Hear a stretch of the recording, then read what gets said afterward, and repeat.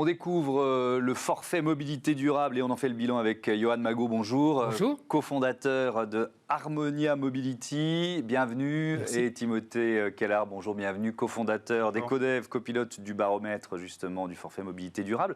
Il est entré en vigueur le 10 mai 2020, donc ça va faire un an. Ça permet une prise en charge par les employeurs des transports entre le domicile et le lieu de travail, avec quand même quelques conditions. On peut peut-être les rappeler, Timothée ? Oui, donc le décret cite finalement un certain nombre de modes possibles pour pouvoir être éligible à ce forfait mobilité durable, qui oscille entre des modes partagés comme le covoiturage ou des outils en libre service comme les vélos par exemple, ainsi que l'usage du vélo aux propriétés ou bientôt les engins de déplacement personnel. Voilà. Et puis il y a un élément important, parce qu'on y reviendra, c'est qu'il est facultatif.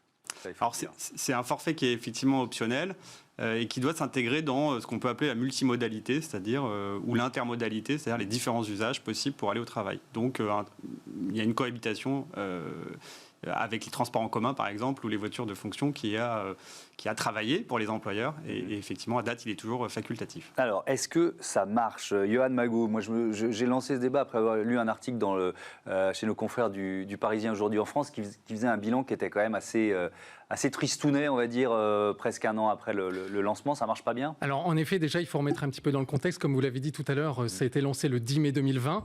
Le 11 mai, on a eu le premier déconfinement. Donc les services RH qui généralement sont les personnes qui portent ce sujet-là, le forfait mobilité durable dans les entreprises, avaient vraiment d'autres priorités à ce stade. Ensuite se sont enchaînés sur les vacances d'été. Donc c'est vrai que ça a été un démarrage. Confinement, vacances d'été, deuxième confinement, enfin bref. Voilà, donc ça a été un petit peu long. Après, c'est un sujet qui nécessite d'impliquer aussi différentes strates de l'entreprise. Il y a les RH, bien sûr, qui le portent, il y a les services RSE, il y a aussi les partenaires sociaux pour les entreprises de plus de 50 personnes. Donc, et toutes ces personnes doivent se mettre autour de la table, trouver les modalités qui conviendront, faire le bon analyse des usages aussi des collaborateurs pour voir ce qu'il est possible de mettre en place, pas mettre en place, en fonction de l'entreprise en elle-même. Donc, effectivement, c'est assez long, mais cependant... C'est votre job, en fait. Vous accompagnez les entreprises dans cette démarche-là. Donc, le forfait mobilité durable, il doit vous aider à les convaincre d'une certaine façon? Oui, il aide bien sûr à les convaincre. Après, il y a un certain nombre de freins qu'il faut essayer d'aider à lever et c'est pour ça que ça prend un petit peu de temps. Je vais prendre un exemple, c'est la prévention des risques. On a, comme vous l'avez certainement vu, le vélo qui a pris un essor assez important, assez naturel avec le contexte sanitaire que l'on connaît. Mais les RH sont évidemment très sensibles à la sécurité des salariés pour se rendre au travail. Ils ne veulent pas faire n'importe quoi non plus là-dessus. C'est-à-dire que s'ils financent via le forfait mobilité durable, il y a une responsabilité entre le domicile et le voilà, travail. Ça rentre dans le cadre de la prévention des risques. Et également, côté salarié, même si on se dit que pédaler, ça ne s'oublie pas, c'est ce qu'on entend bien souvent, techniquement on le sait, mais les collaborateurs, il y en a certains qui savent pédaler, mais ils ne sont pas tout à fait à l'aise pour circuler dans des conditions avec des voitures, des deux roues, des piétons, d'autres vélos, circuler dans Paris, traverser l'Arc de Triomphe par exemple. Ou dans les grandes villes, c'est un peu le même schéma, et c'est vrai qu'il faut s'habituer à une mobilité partagée. Exactement. Timothée Kellard, quel bilan vous faites, vous? C'est vrai que pour l'instant, à ma connaissance, il y a peu, par exemple, de grandes entreprises qui se sont engagées dans la démarche. Alors, il faut peut-être juste recontextualiser le sujet du forfait mobilité durable, qui est effectivement un sujet récent et qui est à intégrer dans les négociations annuelles obligatoires via le volet qualité de vie au travail pour les RH. Donc déjà, c'est une notion qui était environnementale, qui est devenue une notion très qualité de vie au travail. Donc c'est ce qui explique le manque, on va dire, de compétences peut-être des employeurs à intégrer ce sujet.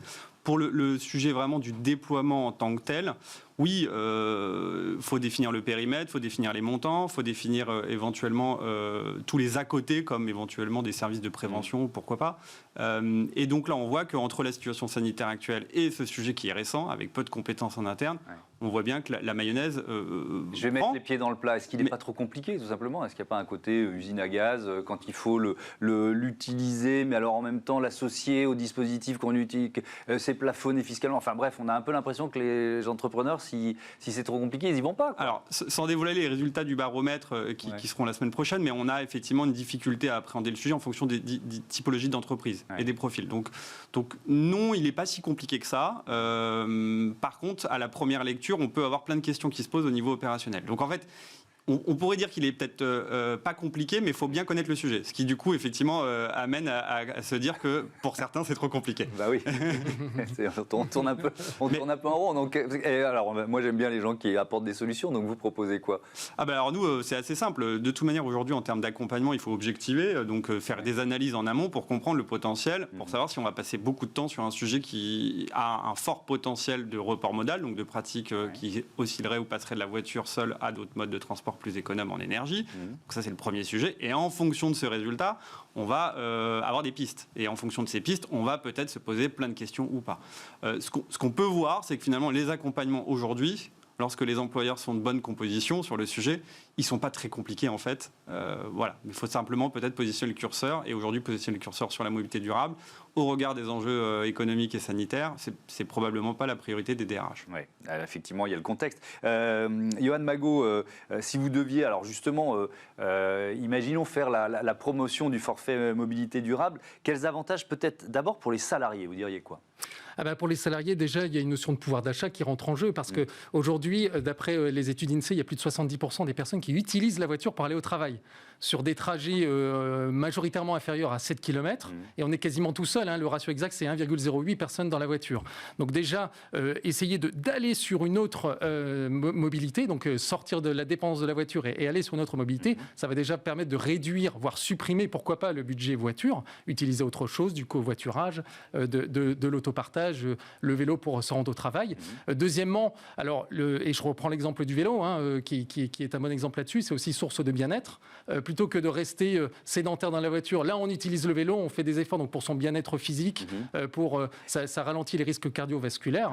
Ouais. Et alors, est-ce que, et je bascule sur l'autre aspect, est-ce que ça a aussi des avantages pour les entrepreneurs? Parce que si leurs salariés se sentent mieux, sont en meilleure forme physique, on peut imaginer qu'ils seront mieux aussi dans leur boulot. Mais exactement. Ce sont des gains de productivité énormes. D'après certains spécialistes, c'est assez considérable. Ouais, c'est assez considérable. Et d'ailleurs, il est estimé qu'il y a à peu près un tiers des démissions d'entreprise qui sont dues à cause de la mauvaise qualité des transports pour se rendre sur son lieu de travail.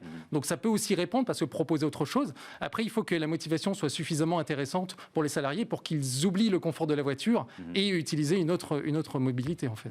Ouais. Comment on peut booster ce forfait mobilité durable? Est-ce qu'il faut le rendre obligatoire, Timothée Keller? Alors le rendre obligatoire forcément pousserait les employeurs à l'intégrer. Après, est-ce que l'intégration serait la plus ambitieuse possible? Je ne sais pas. Tout dépend de l'obligation et des contraintes associées. Nous, on voit que sur les sujets environnementaux, de manière générale, la contrainte aide à ce que le sujet soit mieux récupéré par les employeurs ou approprié. Après, encore une fois, il faut voir les périmètres et les obligations. Ce qui est intéressant ou, on va dire, important de comprendre dans cette dynamique, c'est qu'on fait appel à des changements de comportement. Ça ne se décrète pas, à part à des moments comme aujourd'hui, d'imposer finalement des usages ou des pratiques. Donc ça s'accompagne. Donc là, on a un sujet de comprendre quels sont les enjeux. Il faut valoriser l'existant. Donc, le forfait mobilité durable déjà favorise aujourd'hui la valorisation des bonnes pratiques existantes et historiques. Et maintenant, c'est comment ça devient un outil pour basculer sur un usage plus important. Et là, est-ce que on a peu d'exemples, même si j'imagine vous en avez accompagné certaines entreprises qui utilisent le forfait mobilité durable. Est-ce que souvent la pression vient de l'interne? Timothée Keller, est-ce que c'est parce qu'il y a une demande des salariés que finalement le chef d'entreprise se dit on y va?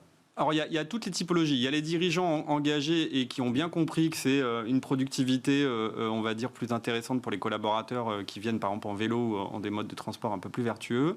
Vous avez aussi les salariés qui poussent, donc des cyclistes, acteurs au quotidien qui vont pousser auprès de leur DRH. Et de plus en plus, vous avez un alignement entre les RH et les IRP aussi, puisque comme c'est un sujet qui est intégré aujourd'hui dans les IRP, enfin les négociations annuelles obligatoires, il y a un vrai sujet de débat qui arrive, mais avec une culture historique, que ce soit direction ou représentant du personnel, qui est quand même assez faible. Donc là, on est dans cette dynamique, en tout cas chez Ecodev, d'accompagner ces différentes parties prenantes pour les aider à monter en compétence. Parce qu'aujourd'hui, ce que vous dit la loi, c'est qu'il faut avoir un bon accord sur les sujets de la mobilité durable. Quand on pose la question de qu'est-ce qu'un bon accord, quasiment personne n'est capable de l'objectiver. Donc c'est un gros chantier. Mettons-nous d'accord sur les critères déjà. Qu'est-ce qu'un bon accord? Est-ce qu'avoir 10, 20, 30, 50% de gens qui viennent en transport en commun en vélo, c'est un bon ratio? En voiture seule, comment on fait? Et ça dépend du territoire, ça dépend de la culture d'entreprise, de l'activité aussi. Mais voilà, ça vient de partout, ça c'est la bonne nouvelle. Bon. Et Johan Magot, dans les exemples que vous avez, c'est plutôt le patron qui est effectivement engagé, c'est plutôt les salariés qui lui ont mis la pression, un peu des deux? Alors, sont plutôt effectivement les services RH et RSE, avant les patrons, qui sont d'abord sensibles là-dessus et qui veulent pousser ce sujet-là pour travailler sur le bien-être du collaborateur. C'est vraiment un sujet important. Alors, les RH pour le bien-être du collaborateur, les services RSE, plus dans un objectif aussi de réduire les CO2 de l'entreprise et pouvoir le mesurer. Donc ça, c'est assez impactant. Et effectivement, ensuite, c'est d'avoir l'adhésion et l'accord et une impulsion aussi de la direction générale. Ça, c'est assez important. Et pour que ça vienne du côté salarié. Et il y a des salariés, effectivement, je rejoins Timothée, il y a des salariés qui sont vraiment très précurseurs là-dessus. Mais il y en a qui ne savent pas trop, justement, comment faire sans sa voiture, en fait, parce qu'ils ont tellement été habitués à ça. Donc c'est aussi pour l'entreprise une obligation de communiquer, de faire de la pédagogie, savoir ce qu'il est possible, peut-être de prévoir des formations vélo ou des e-learning, des formations digitales pour pouvoir avoir les bons réflexes, qu'est-ce qu'on fait quand on est dans des situations un petit peu compliquées, etc. Et lever toutes ces appréhensions pour pouvoir laisser la voiture de côté. Merci beaucoup. Voilà le bilan du forfait mobilité durable. Tout de suite, on passe à Smart Ideas.